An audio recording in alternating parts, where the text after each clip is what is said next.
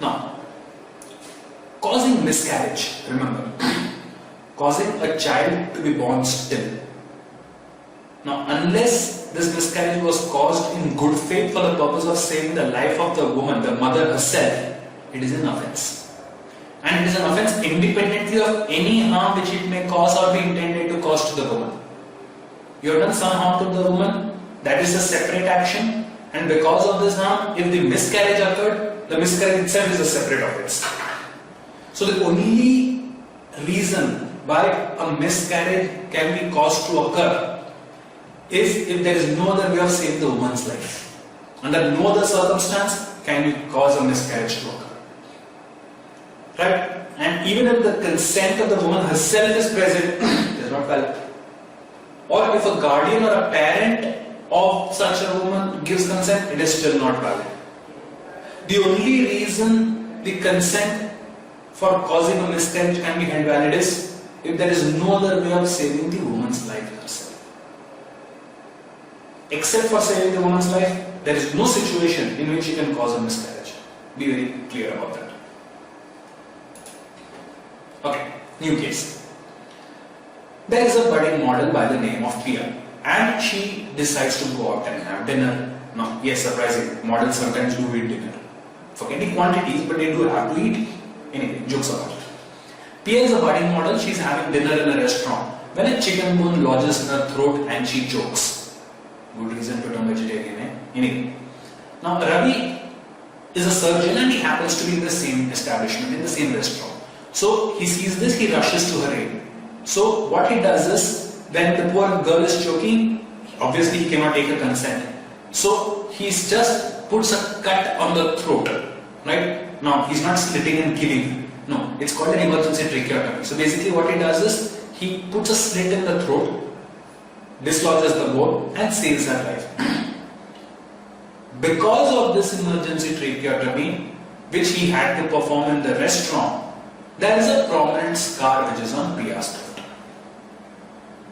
Now, once she is well, once the entire incident is done, Pia realizes that this is a huge disfigurement on her. So, she sues Ravi. She claims that he has disfigured her without her consent, harming her career as a model, and hence he is liable to pay her compensation.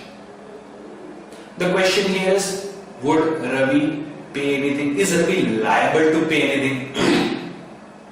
Surprising, no? And common sense tells her that Ravi actually saved her life. What if she claims, I would rather be dead than be disfigured? Melodramatic, but not sensible, not reasonable. As any reasonable person would expect, the law also is reasonable. It says, an act which is done in good faith for the benefit of a person even without consent saves the person from liability. Right?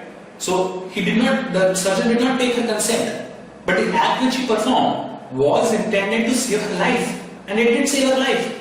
Right? So, in this case, he cannot be sued for anything. The act which he performed, albeit without consent, was a life-saving act. Again, as seen before, there are provisos to this.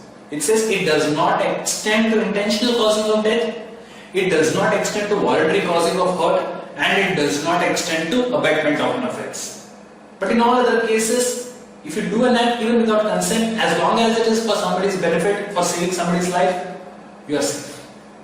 You are a good Samaritan basically. In fact, certain countries have laws called Good Samaritan laws, which protects people from such frivolous cases so that they are not dissuaded from saving people in emergency situations. Okay. Now take a case that Ajay, who is a surgeon, after thorough examination conveys to Bharat that Bharat is suffering from terminal cancer. Now on hearing this news, Bharat suffers a huge shock, and being weak of heart, he just collapses and dies. The question is the surgeon Ajay liable for anything? Somebody would claim that it was because Ajay gave the news that Bharat went into shock and died. So in a way, the surgeon Ajay should be held liable for death. logically speaking and legally speaking. No communication made in good faith is an offense by reason of any harm to the person to whom it is made, if it is made for the benefit of that person. Ajay, the surgeon did not have any ulterior motive. In fact, the only reason why he was informing Bharat is that so that the patient might know of his condition and then can take appropriate steps to alleviate or to lessen the condition, that suffering that he is going to undergo. So it was the duty of the surgeon to inform that you are suffering from such a disease. Now, while performing his duty, the other person got harmed. But this person did not have any bad intention, and this person was simply doing it in good faith. So the surgeon cannot be held liable for such a crime. Now there is something called private defense, and this is a favorite section, this is a favorite principle, and these are favorite examples which come in various entrance exams. What exactly is it? Now every person has a right subject to restrictions to defend. We first see what all can you defend. First, you can defend your own body and the body of any other person against any offense affecting the human body. That means you can protect yourself. You also can claim private defense if you are using it to protect a person near you from a physical harm. Secondly, it can also be used to protect the property, whether movable or immovable, of himself or any other person. So you can use private defense to protect yourself, any person near you, your property, or the property of any person near you. But there are certain restrictions which are placed upon the right of private defense. What are these restrictions? First we'll take a look at that and then we'll take a look at this case. Two conditions. One, the right of private defense is available only when the threat is active. You are about to get hurt and you defend yourself, valid. Somebody just threatens you that I am going to hurt you after some time. The threat is not an active act of attack. So you cannot hit the other person and claim that I did it as a preventive measure. No. You are about to get hurt, to protect yourself, you use private defense, valid. Secondly, the amount of force that you use in private defense should be proportional to the amount of force that is being used in the threat against you. Somebody comes to hit you with a stick, you cannot take out a bazooka and just fire a grenade at the other person. Somebody is about to slap you on the face, you cannot take out a sword and chop off the other person's hand. No. The amount of force that you use should be in proportion to the amount of force that is being used in the attack against you. Let us take a look at this case. It says, Zorro is a mentally unstable person and in a fit of madness he attacks Adam, another man, with a piece of wood. The question is, does Adam have the right to defend against Zorro? Remember, Zorro is mentally unstable. A mentally unstable person is not responsible for his actions. So in such a situation, does Adam have the right of private defense? And what if Zorro were mentally stable? Would it make any change to your answer? Think rationally. The answer is simple. Zorro's mental status comes into play only when there is a case against Zorro in the court. It does not matter to Adam whether Zorro is mentally stable or unstable at the point of attack. When he is being attacked, Adam has every right to defend himself.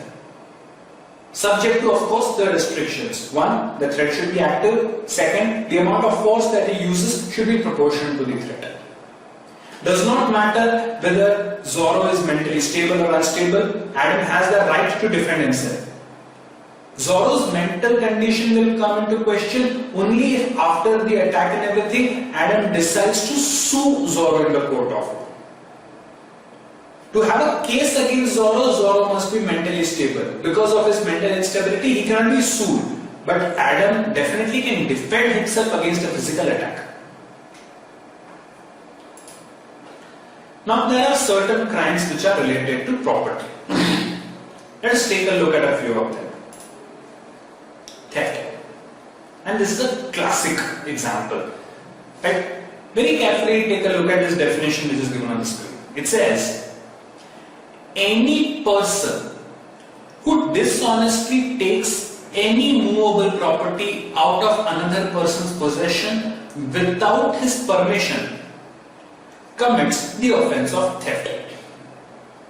The condition is the property must be moved from where it was originally. So, to constitute this offense, there must be a dishonest intention. Now, there are multiple points that you need to take care in this definition. One, let us see what these things are, right? And what I'm going to do is, I'm going to actually mark these things. One condition, any person who dishonestly, that means dishonest intention, takes any movable property. The definition of movable property is anything which is not fixed to the ground. Takes a movable property out of another person's possession, which means it has to be taken out of that person's knowing without his permission. So A, there has to be a dishonest intention, the property must be movable, and there must be absence of permission. So if these conditions are met, then we can say that there has been the offense of theft. Now, the wordings might be slightly changed in different examples. So you need to be very careful in reading which all elements have been asked or which elements are necessary in that particular example to call it a theft.